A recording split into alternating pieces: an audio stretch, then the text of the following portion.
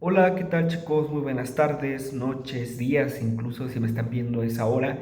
Es para mí un gusto nuevamente regresar con ustedes, el compartir esta clase de ser social y sociedad, en donde encontramos diferentes momentos para entender la sociedad y lo que es un ser social. Como tal, el libro nos invita a que nosotros entendamos esa parte de la sociedad y que sobre todo no dejemos ese hilo conductor que hemos estado llevando en las lecciones anteriores. Espero que hayan descansado, que hayan tenido momentos agradables con su familia en estos 15 días que no nos vimos. Bueno, y generalmente pues fueron 2 semanas o 2 días, porque pues al final de cuentas ustedes ven en la clase un día y pues contestan la materia o contestan su actividad en ese mismo día. Entonces, pues bueno, vamos a empezar con el tema del día de hoy de la lección número 4, que es la diversidad cultural, y nos propone también nuestro temario algo muy interesante que es la aculturación y la transculturación.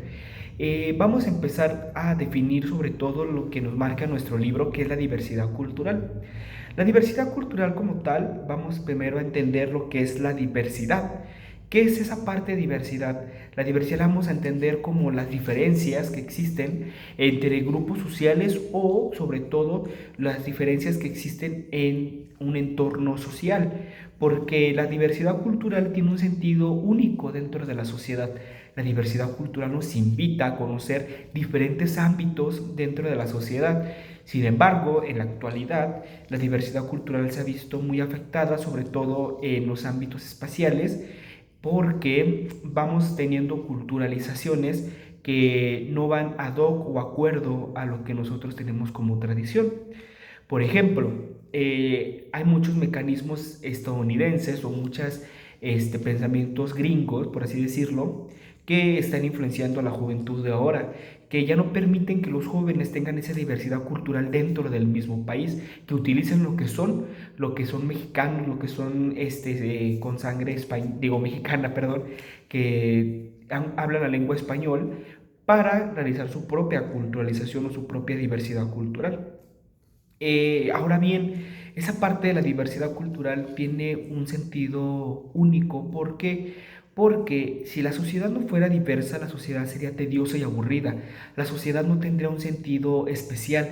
La sociedad sería algo simple y algo lineal, algo que no permitiera ver más allá de lo que nosotros queremos conocer, ya que cuando nosotros no tenemos una diversidad incluso en nuestra persona, podemos llegar a ser algo fastidiosos, ¿verdad?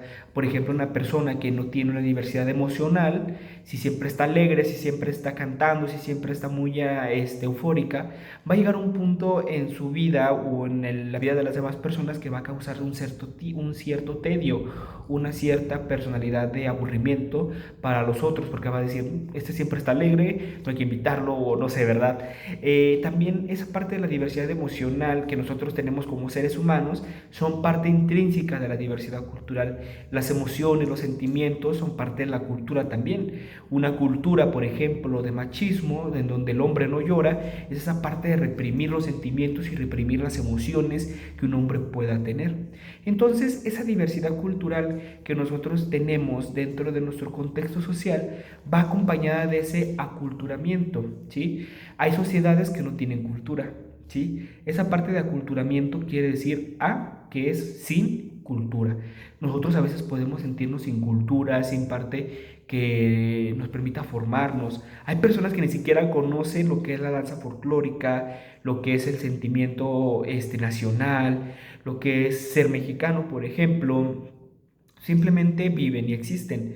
Entonces debemos entender esa parte de la aculturalidad como esa parte que nosotros también vamos acompañando a las demás personas, porque por ejemplo, también hay personas que a pesar de que no tienen una cultura, sí tienen tradiciones, pero no tienen una cultura arraigada.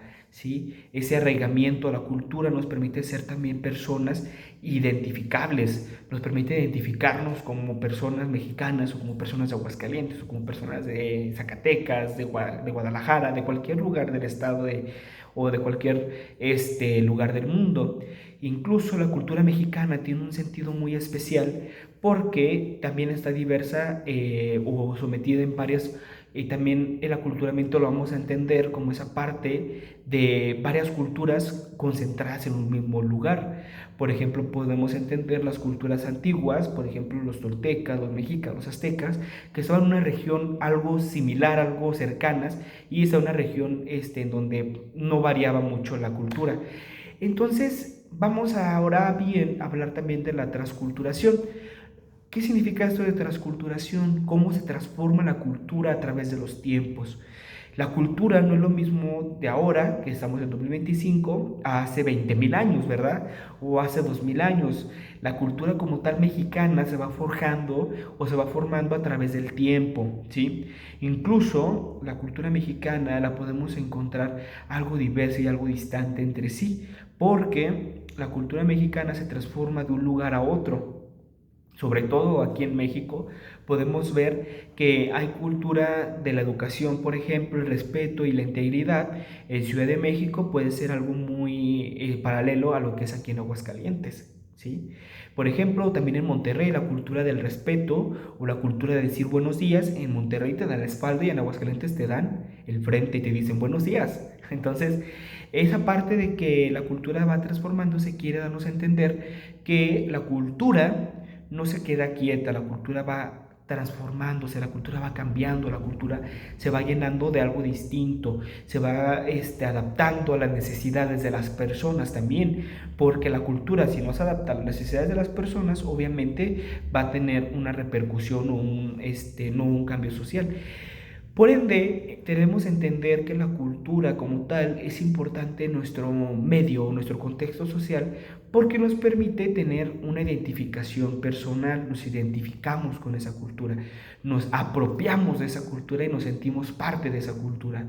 Entonces, yo quiero invitarlos a que veamos en su cuaderno, en una hojita, no sé, vayan escribiendo qué cultura tienen en su vida o qué tradiciones tienen en sus familias, y también quiero que me la suban en el documento donde van a subir la tarea.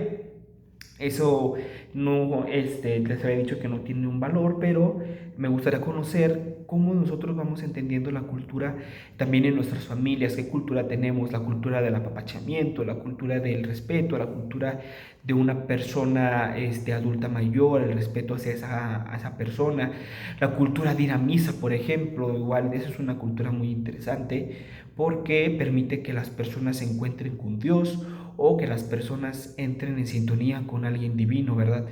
Y también esa parte de que nosotros tengamos una cultura familiar habla mucho de nuestra identificación personal. Si nosotros en nuestra familia no tenemos una base cultural, no esperemos que afuera tengamos también una base cultural exacta, una base cultural propia, porque las familias también son importantes para que en el entorno donde se desarrolla la persona tenga una cultura distinta a las demás. No todas las personas tienen una cultura de aprecio al medio ambiente, por ejemplo, porque en su familia acostumbraban a tirar agua o a tirar la basura en cualquier lugar. Esa parte también de la cultura ambiental es muy interesante, ¿verdad? Por eso les digo, si nosotros no tenemos una cultura familiar o una cultura especial en la familia, no esperemos que allá afuera exista la cultura como la conocemos, ¿sí? La cultura que conocemos adentro y afuera de los dos estatus sociales puede ser algo muy variable. Afuera la cultura puede ser distinta a la que tenemos en casa, ¿sí?